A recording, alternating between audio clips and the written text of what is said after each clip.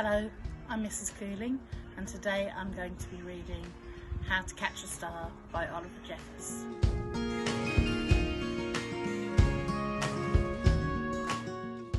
Once there was a boy, and the boy loved stars very much.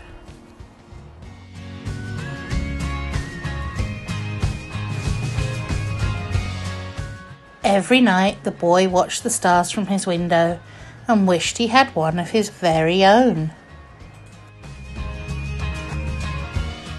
He dreamed how the star might be his friend and they would play hide and go seek and take long walks together. The boy decided he would try to catch a star. He thought that getting up early in the morning would be best, because the star would be tired from being up in the sky all night. So the next day he set out at sunrise, but he could not see a star anywhere. He sat down and waited for one to appear. He waited, and he waited, and he ate lunch, and waited, and after dinner he waited some more. Finally, just before the sun was about to go away, he saw a star. The boy tried to jump up and grab it, but he could not jump high enough. So, very carefully, he climbed to the top of the tallest tree he could find, but the star was still way out of reach. He thought he might lasso the star with a life belt from his father's boat, but it was much too heavy for him to carry. He thought he could fly up in his spaceship and just grab the star, but his spaceship had run out of petrol last Tuesday when he flew it to the moon.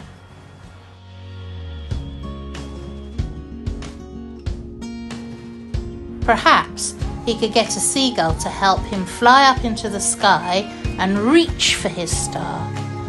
But the only seagull he could find didn't want to help at all. The boy thought he would never catch a star. Just then, he noticed something floating in the water. It was the prettiest star he'd ever seen. Just a baby star. It must have fallen from the sky. He tried to fish the star out with his hands, but he couldn't reach it. Then he had an idea. The star might wash up on the shore, so he ran back along the jetty to the beach. Then he waited and walked and watched and waited.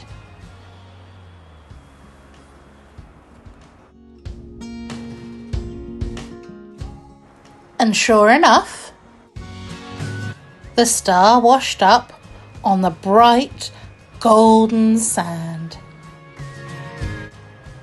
The boy had caught a star of his very own.